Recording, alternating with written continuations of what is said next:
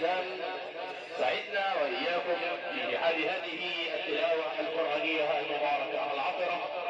تلها علينا حكم قارئ قراء مصر فضيلة القارئ الشيخ محمود محمد صابر، قارئ القرآن الكريم والمقيم بالمعالي مركز مدينة بني القم بمحافظة الشرقية.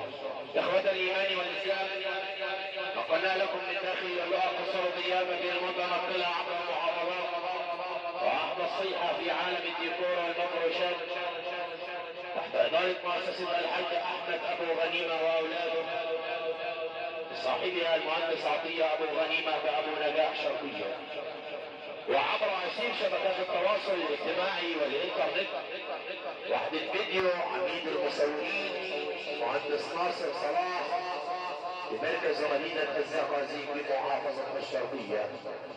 شاكرا أيضا للخدمات الفندقية سلسلة كوفيات الصفا مثل محمد أبو المجد والسيد وفيه الشال والصمودية. الهندسة الإذاعية ومنطقة للإذاعات الخارجية المهندس مؤمن أنيس الفكهاني من نخاس زقازيق شرقية، مشاركة منا إلى الأسرة الكريمة والعائلة الكريمة، عائلات البسينة وأبو طهرة في ليلة تكريم ووداع الأم الغالية الحاج نبيل سليم أبو طهرة ووالدة الحاج محمد نبيل سليم طهرة، تنسب لعموم عائلات قرية هلا باسم الأسرة الكريمة والعائلة الكريمة وباسم أنسابهم وأصهارهم وأقاربهم وباسم أبناء العمومة جميعا، يتقدمون بأسمى آيات الشكر والتقدير والإقبال إلى السادة أصحاب الفضل والأدب والواجب في كل مكان وزمان، وإلى السادة العمد ومشايخ البلاد والقرى المجاورة، وإلى كل القيادات الأمنية والسياسية والتنفيذية والشعبية الذين أتوا مشاركين في تأدية واجب العزاء. إخوة الإيمان والإسلام، يتواصل عطاؤنا ولقاؤنا ونعود سويا إلى مائدة القرآن الكريم مرة ثانية لنعيش ونتعايش في رحاب القرآن الكريم مع قيصر النغد قارئ اتحاد الإذاعة والتلفزيون العربي والمقيم ببغداد تابع لمركز مدينة الزقازيق بمحافظة الشرقية، فضيلة القارئ الشيخ محمود علي حسن.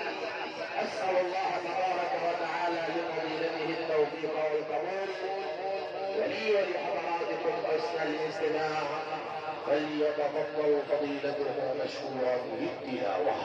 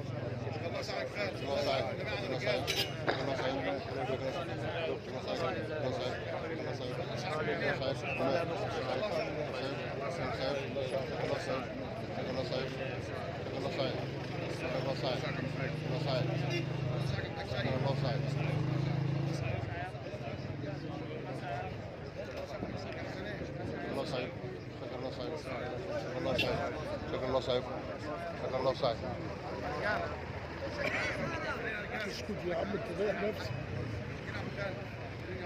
الله صحيح. الله صحيح. الله صحيح. الله صحيح. الله صحيح. الله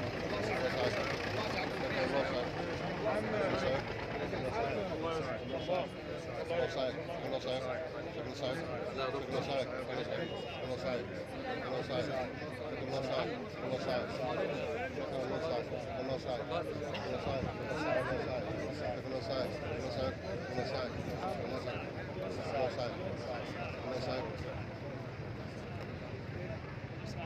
ماشي بتليفون مع بعض